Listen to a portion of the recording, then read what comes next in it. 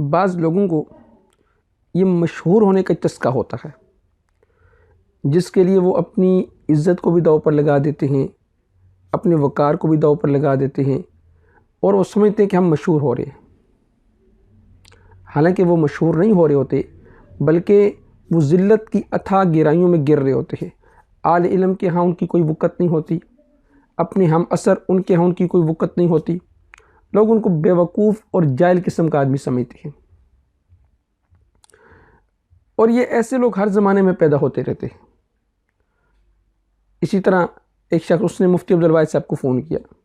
مفتی عبدالواحد صاحب دامت برکاتہم عالیہ، وہ تو ماشاءاللہ پھر وہ مضبوط آدمی ہیں، اور وہ یہ باطل کی تمام کھڈوں کو جانتے ہیں کہ یہ کس کس کھڈ سے نکلنے کی کوشش کرتے ہیں، کس کھڈ میں گھسنے کی کوشش کرتے ہیں۔ تو ان کو فون کیا۔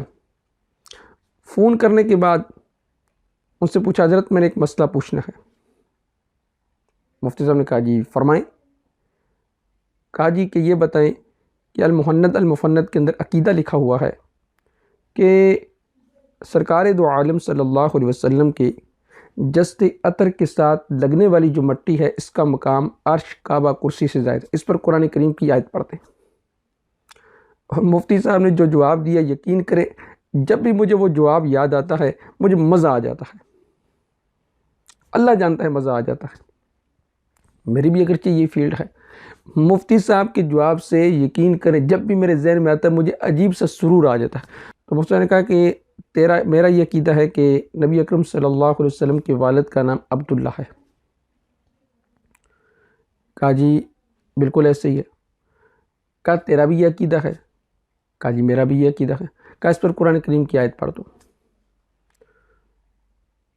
وہ اب آئیں بائیں شائیں کرنے لگا جی کہ مفتی صاحب نے مجھے جواب نہیں دیا۔ مفتی صاحب نے جہاں پر وہ قلہ ٹھوکا تھا نا، یعنی میں اپنی زبان کے جو جمال گھوٹا دیا تھا، اس جمال گھوٹے سے اندر کا سارا گند نکل گیا۔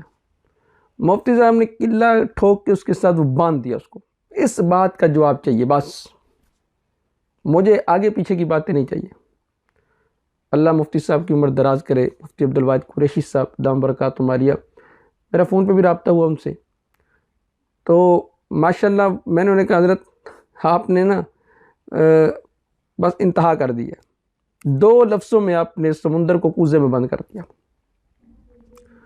خیر، تو لوگوں کو ایسا چسکا ہوتا ہے۔ یہ چسکا آج کے دور میں نہیں، بلکہ پہلے زمانے کے اندر بھی ایسے لوگ پائے جاتے تھے جو ایسے چسکے لگایا کرتے تھے۔ تو وہ کہتے ہیں ایک آدمی کو مشہور ہونے کا شوق تھا، تو اس نے کہہ دی کتا حلال ہے، میرے ساتھ یہ سارے شہر کے علماء مناظرہ کر لیں۔ اعلان ہو گیا جی فلاں بندہ کہتا ہے جی میں کتے کو حلال ثابت کروں گا۔ اب کتا کہاں پہ حلال ہے؟ کتا تو حرام ہے۔ سارے شہر کے علماء ایک میدان میں جمع ہو گئے، وہ بھی جمع ہو گیا، دنیا بھی جمع ہو گئی۔ دنیا کہنے لگی جی پتہ نہیں کون سے دلائل دے گا کہ جسے کتا حلال ثابت ہو جائے گا۔ علماء جمع ہو گئے، مجمع لگ گیا، سارا سین بن گیا، لوگوں نے سو دیکھ لیا۔ اس نے علماء نے کہا جی آئیں اپنے دلائل پیش کریں۔ اس نے مائک لیا، اور مائک لینے کے بعد کہا جی کتا حرام ہے، حلال نہیں ہے۔ تو علماء نے کہا جی کہ پھر ہمیں جمع کس لیے کیا تھا؟ آپ تو کتے کی حلت کو ثابت کر رہے تھے۔ اس نے کہا جی مجھے کوئی جانتا نہیں تھا، آپ کو تو سارے جانتے تھے، اور آپ کو سارے عزت کی نگاہ سے بھی دیکھتے تھے، آپ کی قدر بھی کرتے تھے، تو میں تو مشہور ہونا چاہتا تھا، اس لیے میں نے کہا جی کتا حلال ہے۔ تو ایسے بندے وہ کتے کو حلال کر کے مشہور ہوتے ہیں۔ بات تو آپ سمجھ گئے ہوں گے۔ تو ایسے بندے کتوں کو حلال کر کے پھر مشہور ہوتے ہیں۔ وہ گائے تو پہلے سے حلال ہے۔ تو اس طرح کے سوالات اس پر میں نے الحمدللہ غالباً 13 یا 14 کلپ ریکارڈ کروائے کہ المحند المفند کا یہ جو عقیدہ ہے، یہ اجماعی عقیدہ ہے، یہ قرآن و سنت سے بھی ثابت ہے۔ آپ ان کو سنیں انشاءاللہ تعالی، بالکل جتنے اعتراضات تھے میں نے سارے رفع کر دیے۔ اس پر مزید کوئی اشکال ہو اس کو بھی انشاءاللہ حل کریں گے۔ اسی طرح یہ آپ کے مسائل اور ان کا حل، اس کی جلد نمبر 1 میں اور صفحہ نمبر 95 جو نیا ایڈیشن ہے، جو تخریج کے ساتھ چھپا ہے، اس میں بھی اسی طرح کا ایک سوال آیا کہ کیا قبر عطر کی مٹی عرش اور کعبہ سے افضل ہے؟ وہ اس نے سارا سوال لکھا کہ میرے پاس ایک کتاب ہے جو تاریخ مدینہ المنورہ ہے، جس کے مؤلف جناب محمد عبد المعبود صاحب ہیں۔ وہ ساری بات لکھی کہ اس میں پھر مدینہ اور مکہ کی افضلیت پر بات ہوئی، پھر اس کے بعد سیدنا عمر فاروق رضی اللہ تعالیٰ عنہ اور دیگر جو صحابہ تھے ان کا جو اختلاف تھا وہ نقل کیا، پھر اس نے علامہ بن نوری رحمہ اللہ تعالیٰ کی جو معارف السنن ہے اس کا حوالہ بھی دیا کہ اس کے اندر یہ بات موجود ہے، جس کا خلاصہ یہ ہے کہ قبر اطہر 7 آسمانوں سے، عرش مجید سے، کعبۃ اللہ سے افضل ہے، اس میں کسی کا بھی کوئی اختلاف نہیں۔ اب اس نے آگے جو اپنی بات نقل کی، اس نے کہا جی میرے محترم بزرگ، میں اس پر مکمل اتفاق کرتا ہوں اور یہ میرا ایمان ہے، اول ذات اللہ کی ہے، اس کے بعد کوئی افضل ذات ہے تو اللہ کے آخری نبی صلی اللہ علیہ وسلم کی ذات ہے جو افضل اور اعلیٰ ہے، باقی ساری چیزیں افضلیت میں کم ہیں۔ یہ سچ ہے کہ کعبۃ اللہ شریف کی بڑی عظمت اور افضلیت ہے، عرش عظیم، لوح قلم وغیرہ کی اپنی اپنی عظمت اور افضلیت ہے، اس کا کوئی بھی مسلمان انکار نہیں کر سکتا، اگر انکار کرے تو وہ مسلمان نہیں، لیکن پہلے اللہ اور پھر حضور اکرم صلی اللہ علیہ وسلم ہیں۔ پھر آگے لکھتا ہے جی میرے محترم بزرگ، میرے دوستوں اور احبابوں میں سے بعض حضرات اس کو تسلیم نہیں کرتے۔ یہ دیکھیں نا، یہ جو بیماری، جو کیڑا آج دماغ کے اندر کلبلا رہا، یہ اس وقت بھی تھا۔ کہتے ہیں کہ روضہ اطہر صلی اللہ علیہ وسلم کعبۃ اللہ عرش اعظم سے افضل ہو ہی نہیں سکتا، ایسی باتیں کہنا نہیں چاہیے، اور وہ قرآن کی ٹھوس دلیل چاہتے ہیں۔ یہ آپ کے مسائل ان کا حل صفحہ 95 جلد 1۔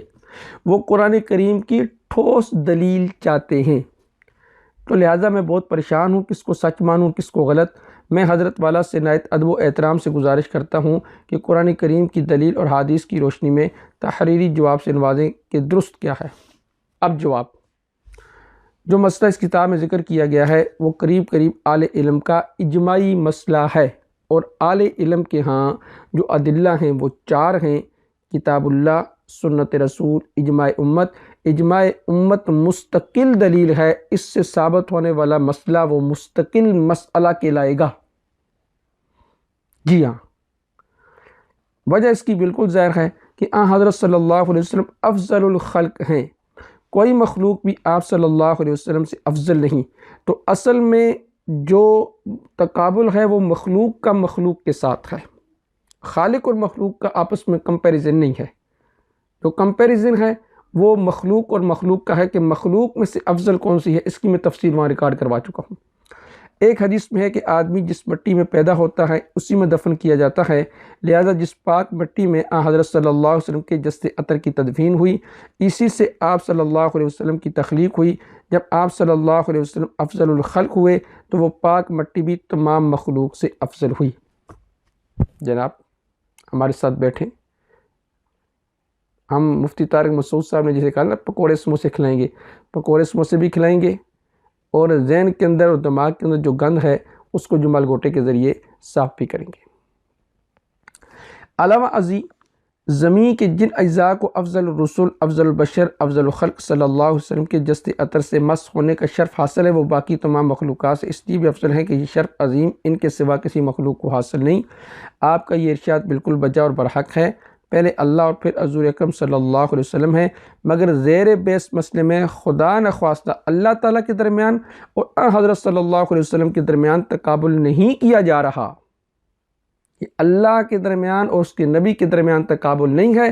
جو تقابل پیدا کرنے کی کوشش کرتے ہیں وہ جہلا ہیں، اور جہلا کے بارے میں قرآن کہتا ہے اذا خاطبہم الجاہلون قالوا السلام۔ بھائی ہمارے ساتھ بیٹھے، انشاءاللہ تعالی بالکل گندگی صاف نہ ہوئی تو پھر آپ کیجیے گا، بلکہ حضرت صلی اللہ علیہ وسلم کے درمیان اور دوسری مخلوقات کے درمیان تقابل ہے۔ کعبہ ہو، عرش ہو، کرسی ہو، یہ سب مخلوق ہیں، حضرت صلی اللہ علیہ وسلم تمام مخلوق سے افضل ہیں، اور قبر مبارک کی جسد اطہر سے لگی ہوئی مٹی اس اعتبار سے اشرف اور افضل ہے کہ جسد اطہر سے ہم آغوش ہونے کی جو شہادت اسے حاصل ہے وہ نہ کعبہ کو حاصل ہے، نہ عرش کو، نہ کرسی کو۔ اگر یہ خیال ہو کہ ان چیزوں کی نسبت اللہ تعالیٰ کی طرف ہے، یہ اشکال بھی پیدا کرتے ہیں نا بھائی ان کی نسبت تو اللہ تعالیٰ کی طرف ہے، اور روضہ مطہرہ کی مٹی کی نسبت حضرت صلی اللہ علیہ وسلم کی طرف ہے، اس لیے یہ چیزیں اس مٹی سے افضل ہونی چاہیے۔ تو اس کا جواب یہ ہے، اس پاک مٹی کو حضرت صلی اللہ علیہ وسلم سے ملابست ملاپ کی نسبت ہے، اور ان چیزوں کو ملاب کی نسبت نہیں۔ اور کعبہ اور عرش کرسی کو حق تعالیٰ شان اس سے ملابست یعنی ملاب کا تعلق نہیں ہے، یہ ٹچ ہونے والی بات کہ حق تعالیٰ شان اس سے پاک ہے۔ اور جو اللہ تعالیٰ کے لیے معاذ اللہ ٹچ ہونے والی بات کرتا ہے اس کا عقیدہ مشبہ والا ہے، یعنی وہ اللہ کے لیے جسد کو مانتا ہے، جسم کو مانتا ہے، اور اللہ کے لیے جسم کو جسد کو تسلیم کرنا یہ اہل سنت والجماعت کا عقیدہ نہیں ہے۔